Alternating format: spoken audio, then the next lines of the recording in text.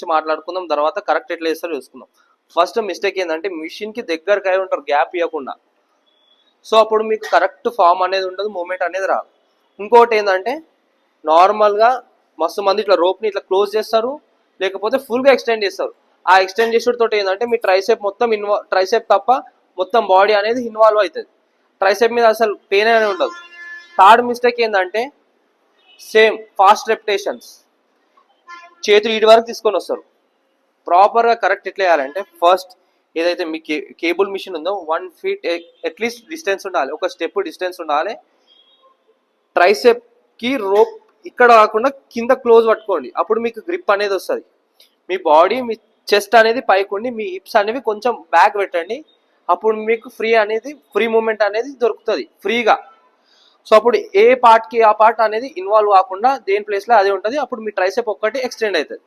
చూడండి ఎంత వరకు అయితే అంత స్లో తీసుకొచ్చి ఎక్స్టెండ్ చేయాలి, ఎంతవరకు అయితే అంతవరకు ఎక్స్టెండ్ చేయాలి. ఫుల్గా ఎక్స్టెండ్ చేస్తే మీ ఓవరాల్ మీ షోల్డర్స్ గిట్ట ఇన్వాల్వ్ అవుతాయి. సో ఇంతవరకు ఎక్స్టెండ్ చేసి మొత్తం పైకి లేకుండా ఇంతవరకు తీసుకొని రావాలి. మళ్ళీ ప్రెస్, మళ్ళీ ఇంత. సో మస్తు మంది ఈ వేరియేషన్ రాంగ్